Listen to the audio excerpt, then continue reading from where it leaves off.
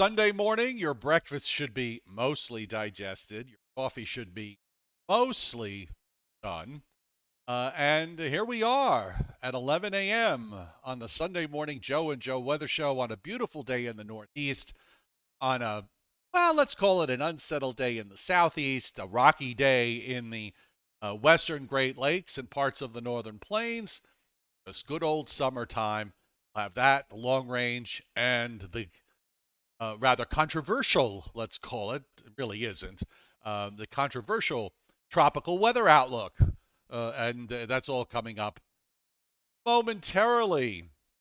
A crisp, business-like good morning to you, Mr. Rayo. I actually said to Renata before the show today, I said, why are we even doing a show today? I mean, the weather is beautiful. The weather is perfect. Nothing to complain about here in the tri-state area. The upcoming week, a fairly easy one to forecast. We'll have some heat and humidity to deal with late Tuesday into Wednesday with a couple of possible strong thunderstorms. Then it gets nice again later on in the week. The tropics, quiet, unless you want to talk about Bonnie, which evolved into a hurricane after she left the Atlantic waters and transferred into the Pacific waters. I just summed up in a nutshell the whole show today on the Joe and Joe Weather Show. And thanks for joining us Joe? on this Sunday morning. We'll see you back tomorrow night at 7:30 Eastern Time. Adios. See you later. Yes, okay. Well, actually, I would just gently point out that while we do have a large number of our regulars here are from the Oh, general eastern Pennsylvania to southern New England areas, we do have many folks that live in other places of the country that tune in to the Joe and Joe Weather Show because they're interested in meteorology and they're also interested perhaps in whether that may be going on there in their particular zone. So we'd like to talk about that. Um, as far as the tropics are concerned, there is, let's call it a little bit of controversy, as the British would call it, controversy, because they put a giant X over my house on the tropical weather outlook, and everybody's sort of up in arms, wondering why. It must have been a mistake. No, it's actually not a mistake. So as we're on the subject now, I'm going to bring up what we're talking about here. So if you'll notice, they put the yellow, I want to call it a lemon color. I've seen it a lemon color. They have an X up in northern Georgia. But on the 5-day outlook, if you take a look at the 5-day graphical outlook, they have an arrow pointed southwestward into the open waters of the Gulf of Mexico. And what they talk about in their discussion is that there's a trough and a decaying cold front and frontal boundary that's going to sink into the Gulf, northern Gulf, over the next week or so, and just sort of pointing out that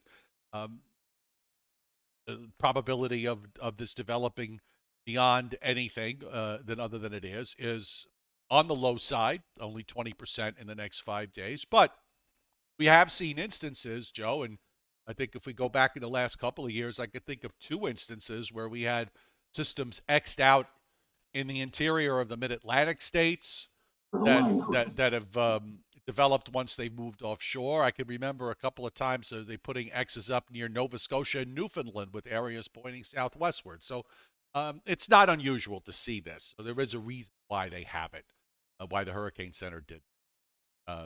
It wasn't due to somebody who was inebriated, as was indicated as a possible reason by one of our gentle members on the chat board, who I shall not name publicly. well, yeah, I'm looking back on the chat board and seeing who might have posted that, but I decided, what the heck. I think that lemon indicates the beginning of the mongoose mating season in Yes, northwestern in North Georgia. Georgia. No, we're actually beyond that. It's squirrel season. Da da da da da da.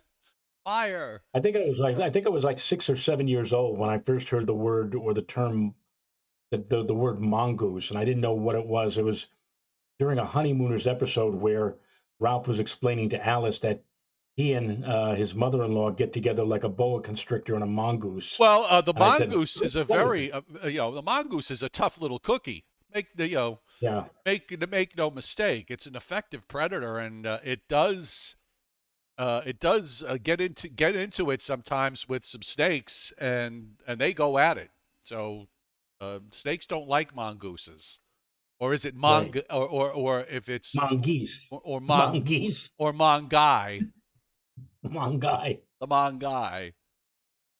Well, let's move forward and see exactly what we have on the maps for this week. As I said in my very concise and very complete weather technical discussion a few moments ago, there really isn't all that much to get excited about, except maybe a bit of heat. It's funny. I will not mention what channel here in New York, but No, dare one not channel mention it. We don't give free one, publicity. one channel has been proclaiming, oh, a possible heat wave, a possible Oh, heat wave, two days and 2 days of low 90s is a heat wave? Come on. well, Cut it out, will you you know, please? give, giving you the idea, giving you the concept that maybe there might be a third, although it's so obvious that there will not be. And by the way, so far here we are heading into the second week of, or we're into the second week of July, and Central Park has only had so far four 90-degree days. And I could recall many a summer in the past where we've had double or even triple that amount by this time in the summertime. Oh yeah. Of course, Oh we're yeah. not sure whether or not August will turn out to be a swelteringly hot month, but so far, this hasn't been all at all a bad year in terms of heat here in the immediate New York City metropolitan No, area. and also we've had I would say the not just in the north not just in the New York City area, by the way, but even down into the mid-Atlantic states, even into the parts of the southeast where we've gotten some of these dry air masses, and the influence of these dry air masses have penetrated pretty far south. And we've kind of been noting how we've been in this wash, rinse, repeat type of pattern with this trough in the eastern part of the United States that just doesn't want to go away. And it flexes it just ebbs and flows. But the bottom line is we are still locked in a pattern where it can't get hot for too long. Maybe a day or two tops. It gets hot and humid. Maybe during that day or two we get into some a brief round of showers and or thunderstorms, and usually those storms will be approaching from where, Joe? From the west. You want me to try to when you do that imitation? Are you trying to imitate Abe's Wicker No, it's Tom Grant, or Tom and I Grant? love Well, Tom Grant. Tom Grant was more nasal. He was, Uh, but I'm not. I don't want to go too nasty. I love Tom yeah. Grant. I'm just, uh, you know, uh, as long as he was making sure that landlords would keep the heat up under extreme conditions, you knew that he was on your side. So, And of uh, course, the National Weather Service, the People's Service, and you could yeah, almost envision the American flags coming out. You know, right. when he wrote those special weather statements or whatever.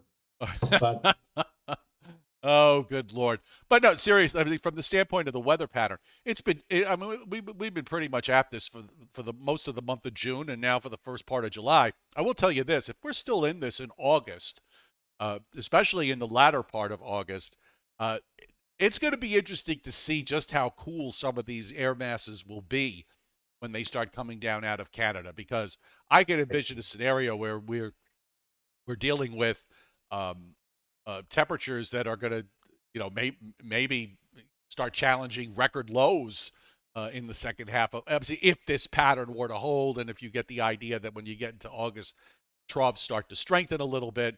By the way, the big downside through all of this is the fact that uh, the trough position has been just offshore. It's gotten bone dry across much of, not all of the Northeast, but a good chunk of the Northeast and down into the Mid-Atlantic states has really gotten bone dry here, and that is, as long as we hold the pattern the way it is, uh, that's not going to change very much anytime soon either.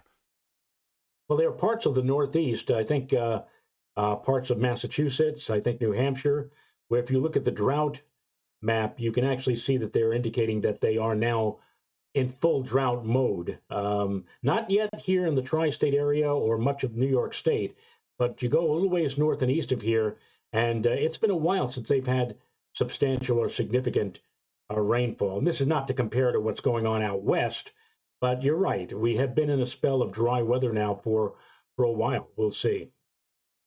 I'm just answering David Schwartz as he was bringing up he brought up the X. I meant that in a loving way, David. I was saying, but it does look a little bit odd. But sometimes you do get these systems that are inland in the southeast, in the mid-Atlantic states, and in the Gulf states, and they just sort of they drop southward and uh, they move over into the open waters. The old frontal boundaries decay, and sometimes you get lows that develop in there. It's a long process. It's not something that happens overnight. I mean, these are processes that take several to In many fact, days. if you want to give me sharing You capabilities, already have that. really, Yeah. you always say that, and sometimes I don't have it. But let me see. Oh yes, we do. Yes, you do. We do. So let's since we're talking about drought, let's talk about the most recent drought map here in the Northeast. This was released just a few days ago on July the 7th. Data is valid for July the 5th at 8 a.m. And you can see that again in the immediate New York City tri-state area, we're normal. We have no problems in terms of drought. But you only have to go up north, let's say toward Tim Veltman land, up in the Albany County area, for example, and you see that light shade of yellow, which indicates abnormally dry. Then, and that also covers a good hunk of Vermont and the extreme western portion of New Hampshire. But then as we go further to the east and across, as I said, much of Massachusetts, Rhode Island, much of New Hampshire, and the lower half of Maine, southern Maine, we see that it is now categorized as a D1 or moderate drought. And so if it stays dry for another few more weeks, we may very well see severe drought crop up somewhere in the Northeast. And again, that would be most likely over eastern sections of New England right now. So we can certainly use the moisture. Right now, we're not in trouble across New York, the immediate New York area, Long Island, and for a good hunk of New York State, although western New York has been abnormally dry as well. Most of Pennsylvania is out in the clear, but it just goes to show you how this situation kind of creeps up on you. That you go one day after another day without any significant moisture, any significant precipitation, and all of a sudden you turn around and boom, you're in a drought. And right now we're seeing some of that beginning to evolve over again parts of the northeastern United States. Yeah, and I guess for those areas that are getting abnormally dry, what you could use is probably some kind of stalled north-south frontal boundary with waves moving along it. And from from that standpoint, that doesn't look to be happening every time anytime soon. By the way, uh, the uh, the area has been essentially cut in half. It was a delightful day yesterday. If you were from, say, if you were in New Jersey, mostly north of Route 195, let's say northern Monmouth County, on westward and northward from there, it was at no worse than partly sunny, if not mostly sunny. But if you were south of there, it was a cloudy day, and it was also rainy from time to time as little ripples of rain moved along the old frontal boundary. And as we look at the satellite now, I got a tight view of the Northeast. Now, we did see that boundary just kind of shift a little bit further to the south overnight, which is a bit of a plus. But you can see that there's a bit of there's like a wall here in southern New Jersey, down to southern Delaware, into Maryland. Go further south than that, it's a fairly hefty overcast. But the Northeast is just looking gorgeous. I mean, it's beautiful here, from Maine down into northern and central Jersey, and most of, if not all of Pennsylvania. And there's a bit of an upside down nature to the temperatures because it's going to be warmer pretty much as you go north and east, where you've got plenty of sunshine and temperatures get above 80 in most places, but where all this overcast is, uh, temperatures are probably going to struggle just to get out of the 70s. So, uh, summertime, you want it cool. Oftentimes, it means you get it cloudy. And I'm going to widen out on this. Let's go to the full U.S. view and take a look at what's happening. And while the maps are loading, get this And first. you and I can both empathize here for the poor folks in New Jersey because I know you for many years did Jersey 101.5 when Alan Casper was not on. You were on, especially on weekends in the Yes. summertime, and that's what really drives the economy across coastal New Jersey is great weather weekends. And I, of course, for many years did WOBM in Tom's River, and so you have to feel for those people suffering through clouds and even a bit of precipitation yesterday. While meanwhile, up where I live, up here in Putnam County, it was, as you just said, Joe, aside from a few thin high clouds, it was an absolutely gorgeous Saturday. And today, another gorgeous day, another great day on Sunday. But even today, you have to make disclaimers for some areas south of here, south of New York City, because they are still dealing with the residual effects of a stalled weather system and still dealing with clouds and even a touch of precipitation. So Yeah, yeah, I don't know yeah. what to You got tell. to go down to Delaware on southward. Most of Jersey seems to be okay today. Just we don't want to scare anybody away from the Jersey Shore beaches because they are beautiful. And with the sun today, with the low humidity, that's been these low humidity days. I could think back to some summers where you could have had to pay a pretty high ransom in order to get a drop in the dew point for more than a handful of hours. Uh, Right. Not the case this time around. I think this kind of reminds me. I don't know. I sort of have vague memories of summer times as a kid growing up. Kind of reminds me of how the summers were in some of the years in the 70s, not all of them, but some of them, where you got these sort of frequent dry air mass intrusions. Just as it would get hot for a day or two, you seldom, if I remember correctly, from 1970 to 75, the high temperature in New York City not exceed 93, and it wasn't there was like a 6 year gap in there where the temperature just did not exceed 93 for a high. And then after that, I think that was broken in 1975 when it got to 95 for one day or whatever it was.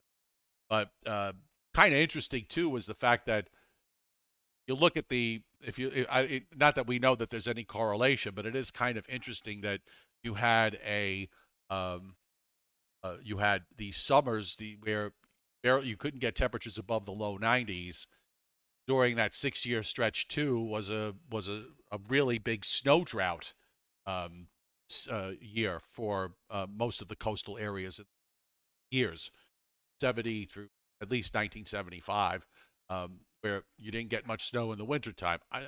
I doubt that there's a connection. It's just one of those coincidences that just winds up happening, and you like to put two and two together. I saw somebody on just along those lines. I forgot what the term the term that's used for it, but it's sort of like you see something. You know, I turn the water faucet to run the water, and then simultaneously the bell rings. Okay, so you make this conclusion that because the faucet controls the doorbell. Okay, obviously that's not the case. Well, someone was pointing out that um, the United States is creating a hurricane off the coast of Mexico because there's a naval ship out there seeding it because of some nefarious, thing that we're going to be doing in Mexico or someplace. I mean, it's like the stuff that the stuff that people come up with is they've watched too much. They've watched too many television. They've watched too many science, or not science fiction, but fictionalized television shows about a crime and the government and all the rest Well, of that it.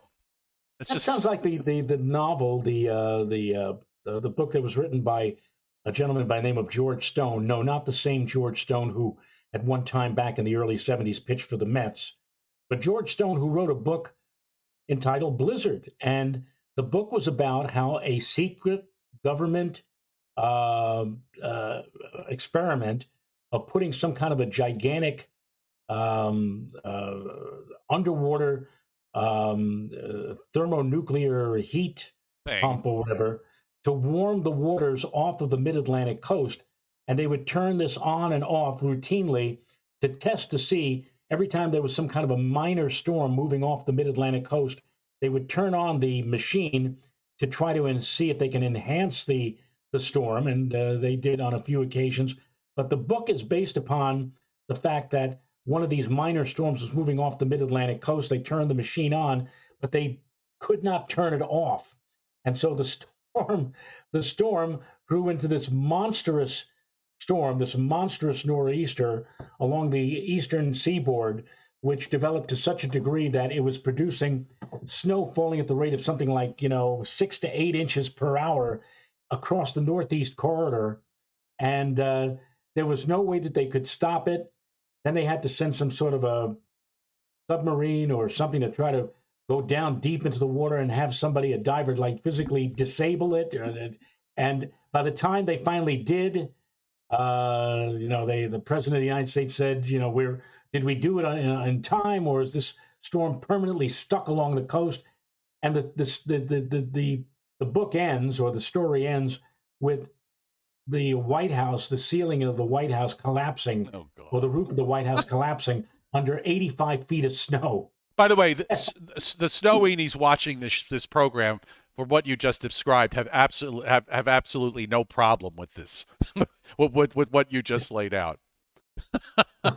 they they get When you all talked about that with the secret government submarine off right. of out in the Gulf of Mexico. I mean, these are crazy scenarios. And I thought all of these years later, I still think, I wonder why that book was never made into one of these movies, one of these disaster movies, because they could certainly, with the special effects we have available now, that certainly would make a very interesting concept of a storm that has been stuck along the eastern seaboard and just keeps growing bigger and bigger and bigger and bigger. Um, yeah. So yeah, like yeah, I guess I'm kind of surprised. There's a Twilight Zone episode that's kind of like that though. Yeah, like one of the yeah, like a Rod Serling, one of the Twilight Zone episodes that was aired just a short while ago on MeTV, where the Earth mysteriously broke out of its orbit and is heading toward the sun, and everybody is sweltering, and people are evacuating and trying to go up into Canada and whatever to stay cool for a few more days or weeks or whatever before the end. And it turns out that this woman in this apartment with everything melting all around her, whatever.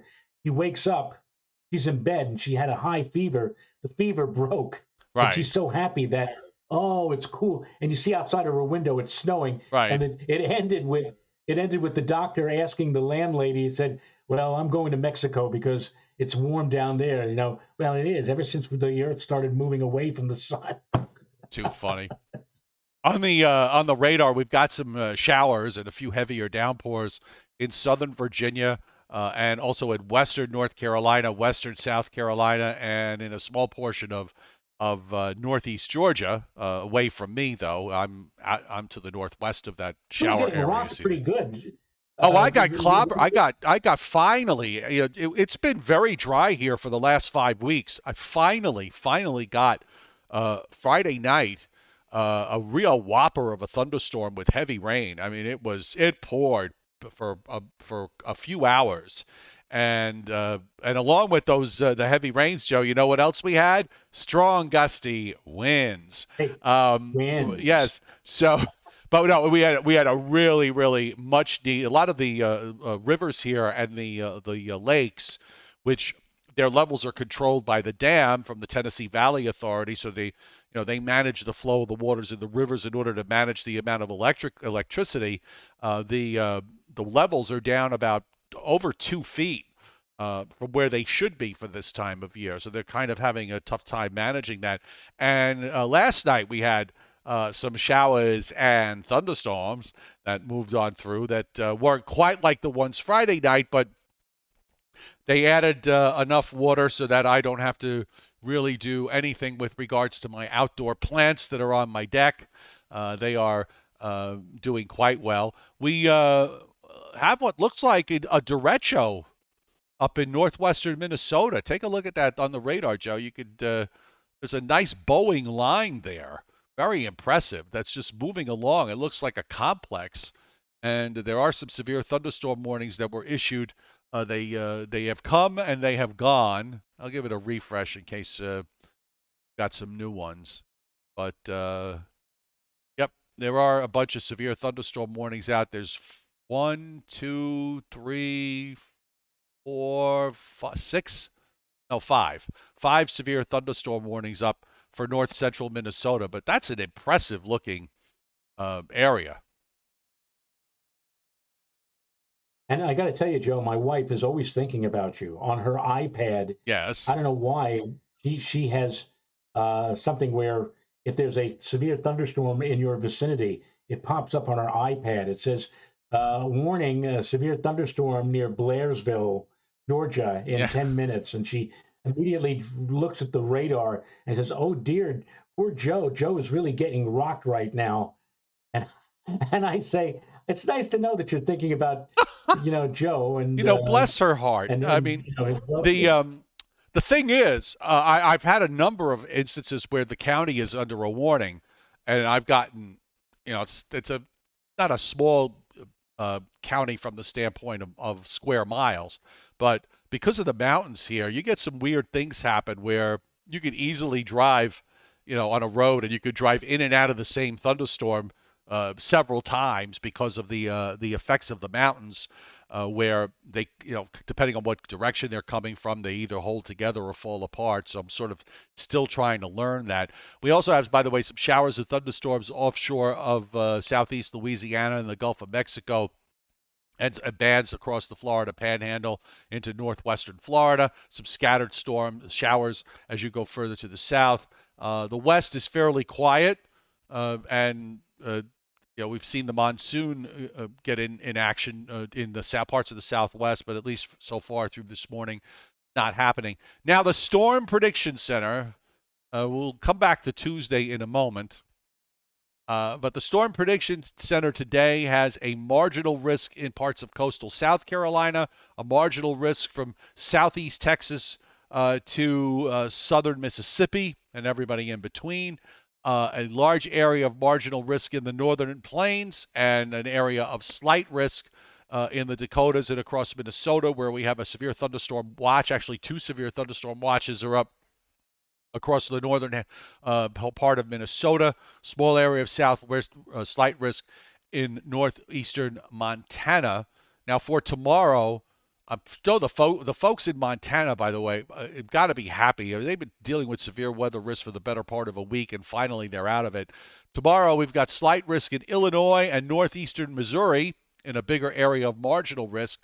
Now SPC yesterday, Joe, in their long range had this area in the northeast, indicating a possibility of a slight risk, and that's what they've done in their forecast. They've got a slight risk indicated for central and northeastern Pennsylvania, touching a small portion of northern New Jersey, in the Hudson Valley north of Route 84, so it includes the Catskills, and then heads up toward and north of I-90 into western Massachusetts and southwestern Vermont. I don't think we're going to see this expanded too much, if at all, when we get to Tuesday. That's my feeling on what I've looked at with the guidance.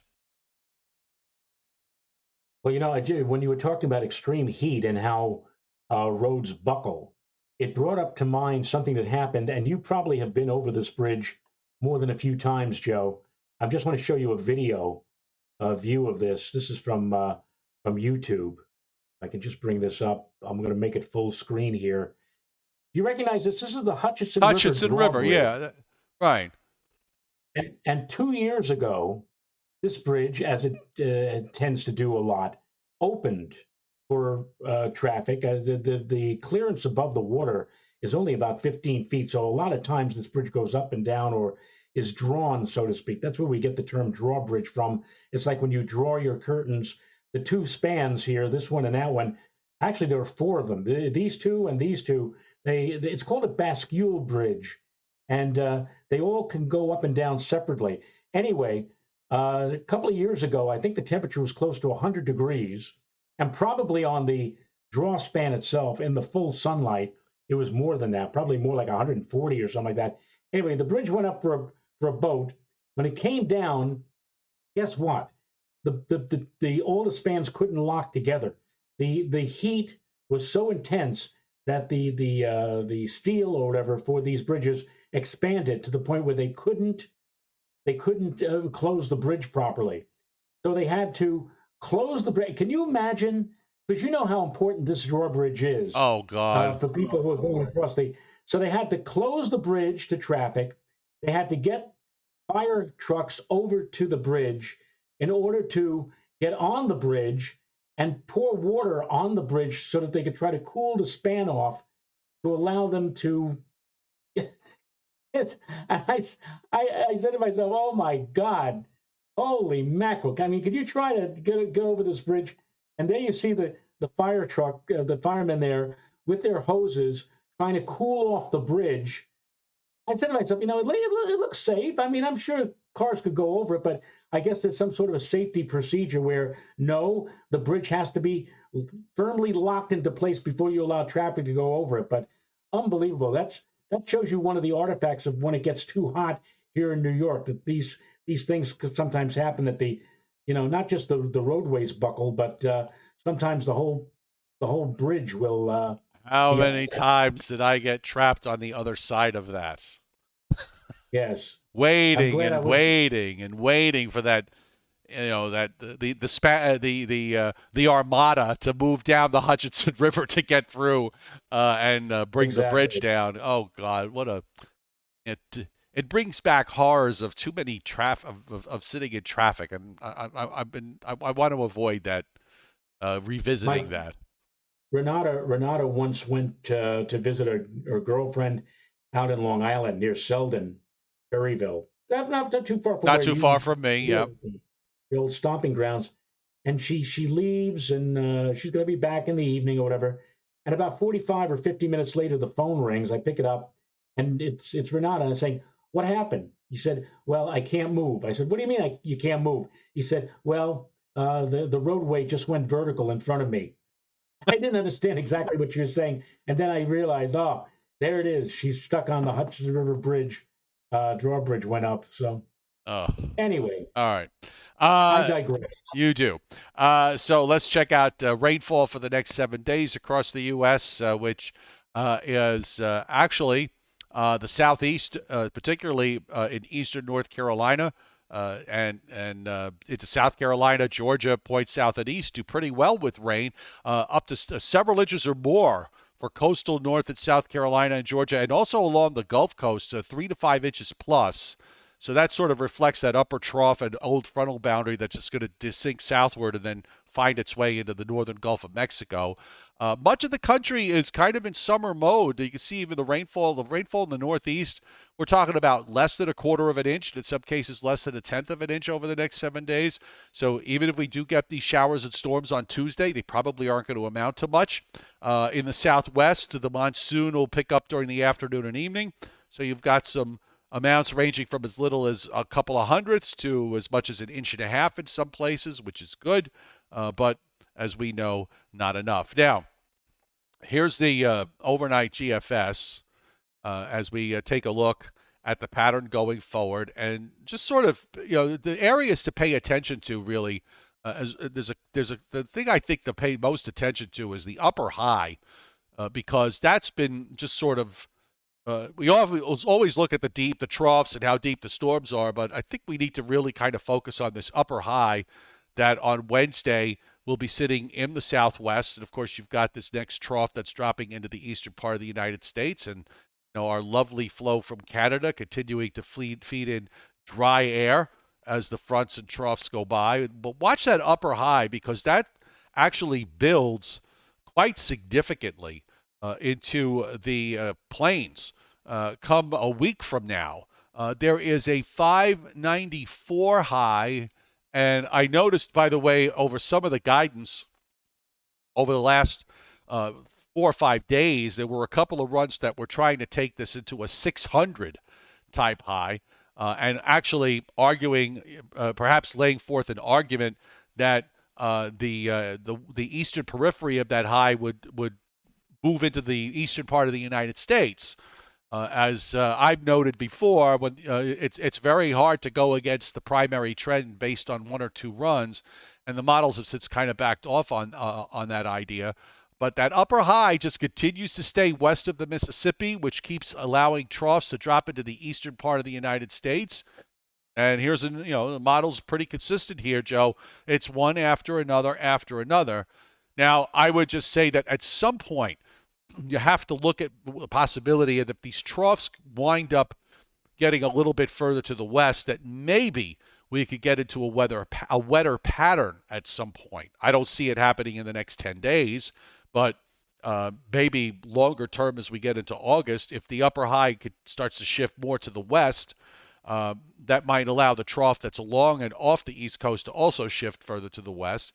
And that could also opens up some interesting possibilities when the tropics get going again sometime in August. Now, I'm just sort of putting that, I'm not saying anything that's really not obvious. It's right up there in front of you when you look at the maps. But it does make for an interesting evolution over the next couple of months of how things may or may not happen. This pattern, you're right. I mean, these high pressure ridges have really been expanding over the much of this summer so far over the central states. But Joe, they just keep coming. They being the upper level lows or short waves dropping down out of Canada, and each time one drops down, it kind of shunts or suppresses or depresses these highs from building into the Northeast to provide us with long-term heat, and that's the way it's been going. And as a matter of just curiosity, I went all the way out to the 384-hour model, which takes us to like the 26th of July. This 2 weeks from now, just to see whether or not there is any kind of high pressure zone that's going to be building into the east. And you know what? Guess what? Another abnormally or anomalously strong upper level low diving down through the Great Lakes, once again bringing a surge of cloud cover, even some much needed moisture to the northeast, but also holding all of that heat and humidity again off to the south and west. So if you want to, look at these long range models, the ones that go out beyond a week, and take them at face value, this pattern isn't going to be breaking down anytime soon. It may be with us right on through most, if not all, of July. Yep. And by the way, if I'm just looking at from the 6Z run, from all that, that old trough and frontal boundary. As I said, the process of something to develop could take many days there, and it does pop something up around a week from now, south of just offshore of the Louisiana coast, and it just sort of quickly makes it a tropical storm as it moves inland. Who knows if it's there? But the Hurricane Center is probably looking at this. It's looking at the upper trough and the way the overall pattern is.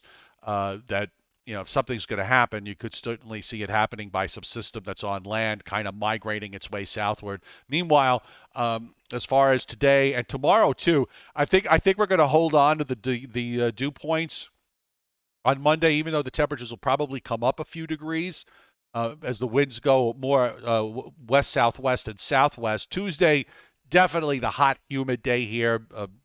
Want to give it a range? You could say 90 to 95.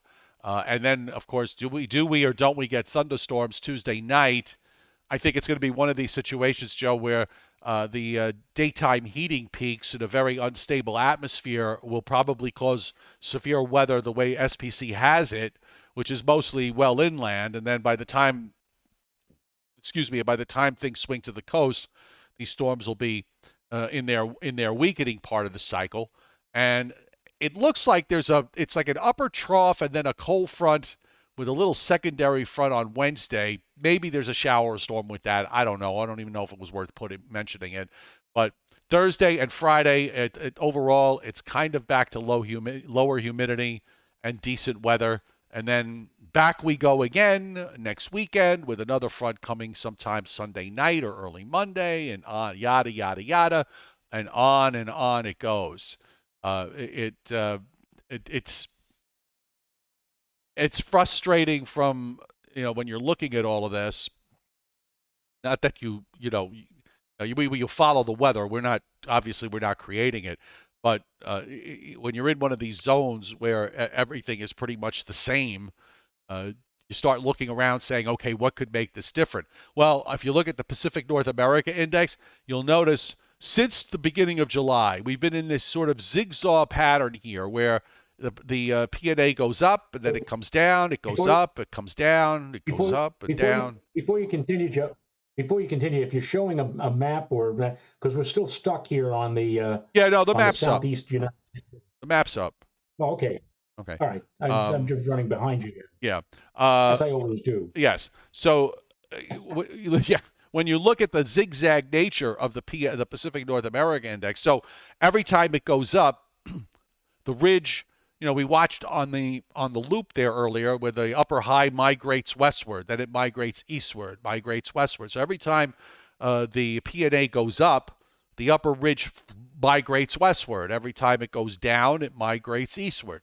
And you see that just pretty much continuing right through the end of the month. The NAO, interestingly enough, the NAO, which right now is just above the neutral line, actually goes negative, almost one standard deviation negative next week, and kind of stays negative for the rest of the month of July.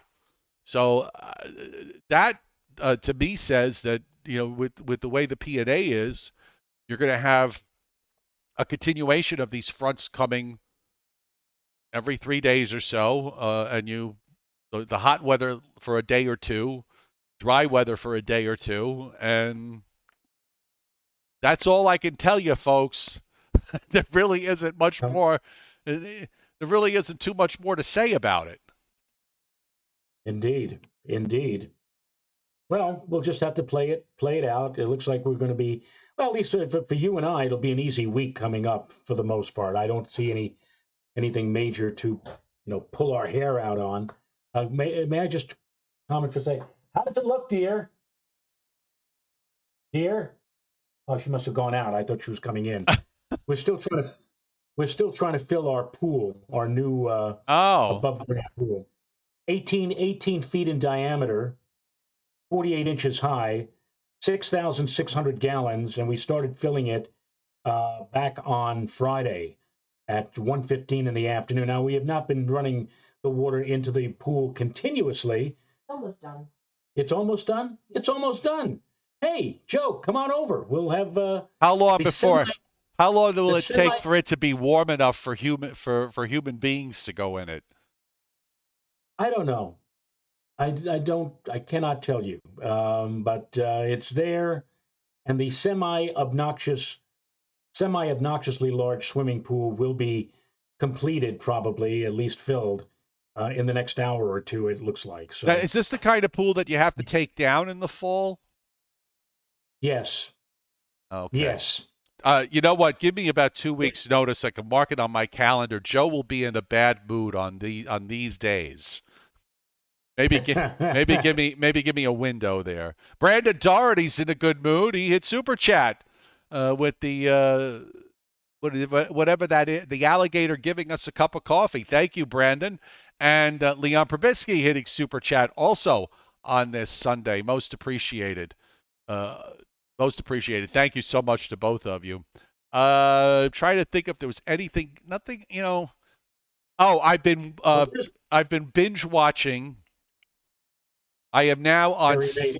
I'm on season 3. I want to think episode 8. So I've basically watched 86 episodes, 39, 78, 86 episodes of Perry Mason. And he wins every time. At least from Yeah. it's uncanny.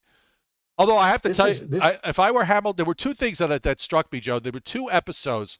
One where Hamilton Berger was on crutches, and I think that William Talman, the actor, I think he had some kind of foot surgery done, and he was on crutches during the episode. And then a couple of episodes later, they made note of the fact that he had laryngitis, and the judge even asks him if he wants to postpone the hearing until his Right. laryngitis clears up, and William the Hamilton Berger says something along the lines of, well, if I could, I can certainly tolerate. If the court can tolerate the my laryngitis, so in order that justice can be served, like, okay, big yawn. Uh, you're running for office. But it was kind of interesting that they worked his injuries into the scripts. Right. I Same thing guess, with Raymond Burr. yeah. I They guess, they had and during those times when Raymond Burr was incapacitated for a few weeks, they actually brought in um, other people to represent the defense attorney. One of those cases was Betty Davis. yes, uh-huh. And Michael Rene was another. And Right. by the way, Barbara Hale, uh, they couldn't write in her pregnancies because she had her three, she had her she had at least one of her three children while she was doing the show. So there's a stretch there where she's not in the shows, and they say that she's away, quote unquote, visiting her sister, Yes. quote Yeah. unquote. So, But there's a funny, I guess that's code for having a baby, visiting her sister. and you talk about Perry winning all of his cases. There's a very funny anecdote where he was in an airport once, and a woman came rushing up to him, and thinking that he was not Raymond Burr, but actually Perry Mason in character or whatever, said, "Oh, Mr. Mason, you win all your cases. I don't believe. How is it possible?" And Raymond Burr, instead of saying, "Ma'am, I'm just an actor. I'm not really a," he just looked at the woman and said, "Well, madam, you only see me try my cases on Sundays." Yes. It's very, very, very. And by the way, if you have Me TV, and you are a Perry Mason fan, you're probably already aware that during the 1980s, Raymond Burr did about 30 made-for-TV 2-hour episodes in living color for the NBC network as Perry Mason. This is after he finished his run as Ironsides. And now MeTV is running those movies on Sunday night. So tonight, Joe, if you have MeTV, you can spend your time between 8 and 10 o'clock watching these 2-hour long movies of Perry Mason. And Hamilton Berger, the William Talman had passed. So did William Hopper. So these characters were no longer around, but they have Paul Drake Jr. And in Who fact, in one of these episodes and, recently, and I saw, the actor who played Paul Drake Jr. was I don't know, William Catt. And William Catt was or is or was, because she passed away, Barbara Hale's son. really, Yes. I didn't know that. Yes. I did not know Isn't that. it true, In fact, Mr. Mason? And by the well, way, yeah, it's hard for me. It's hard for me to get into the Perry Mason on those 2-hour movies because number one, he's far more rotund. I will not say fat because that's politically oh, incorrect, but he's much, that'll get our channel shut down. yeah, but I mean he's much larger, and he's grown a beard. He's grown a Joe Chiaffi type beard on these 2-hour He's movies. also a So it's hard for me judge. to on these 2-hour movies. Um, yeah, he's a judge. He's not a he's his character. The Perry Mason became a judge, I don't and recall yeah, that, but no, he was not. He wasn't running I'm just stepping away for a moment. He wasn't running a law office anymore. He was a judge, and yeah, that you missed that part of it. I guess I did. One of the prosecutors, one of the people for the district attorneys was David Ogden Stiers, who played Winchester, Major Winchester on MASH. And so it was hard for me to get into this. I said, my goodness, it almost looks like Ironside going up against Major Winchester. So you see, it's difficult for me to buy into the Perry Mason, the 2-hour Perry Mason movies, as opposed to the ones that we all know and love that were in glorious black and white. Right. And by the way, Did you step away? what's that? I You stepped. stepped away for a few Yeah, no, no, minutes. I'm here. I just had to get it. I had to get some water. Um, and by the way, Hamilton Berger, if you think about it, Hamilton Berger was the one who benefited more than anybody because he had a 100% conviction rate. Because Perry always delivered the murderer. Right. So I listen. As if I were a DA, I'd be thrilled to lose to Perry Mason because I always got the killer after that. In fact, there was one episode where Hamilton Berger looks at Perry and says, "Hey, you know what? I think I actually won this case." Yeah, like he was so happy. Oh Now I well. want to go back in time, Joe. Before we shut down today, Yeah. special day for me. Um, special kind of an anniversary date for me. And I'm going to show you you may have seen this picture before. If not, it's going to be a little bit jarring. It's always jarring for me when I show this. And this was 50 years ago today. 50 years ago, my God. This is 50 years and about 100 pounds ago. I was up at the little community of Capshat, Quebec, on the Gaspé Peninsula of Canada, awaiting the arrival of the moon's shadow and a total eclipse of the sun. And this is an eclipse, July the 10th, 1972. And I badgered, I cajoled, I finally convinced my grandfather to take me in his beat up 1972 Plymouth Fury on a leisurely 900-mile trek up along Interstate 87, the Adirondack Northway, across the border. We stopped in Montreal, and the next day we stopped in Quebec City. And then on early Monday, July the 10th, 1972, we woke up and we traveled northward along the St. Lawrence Seaway up to the town of Capshat to witness a total eclipse of the sun. And I must tell you, Capshat, if you've ever watched the Andy Griffith Show, Capshat, Quebec was Mayberry, all in French. I mean, everybody in that town, I could swear to you that I saw Floyd's Barber Shop. It's a little town of like 2,000 people that suddenly increased by a factor like, there were like 30,000 people who converged on that town because they were right in the middle of the eclipse track. And there you see moi, not quite 15 years old, with 16 years old. I'd be turning 16 in a few weeks, wearing his solar eclipse T-shirt next to his 4.25-inch Space Conqueror reflecting telescope, which I still have, by the way, somewhere in the back room here. I still have that telescope awaiting the eclipse. And as I said, my grandfather took me to that eclipse. And here is a view of my grandfather and my grandmother. And as you can see, my grandmother was absolutely thrilled to be there.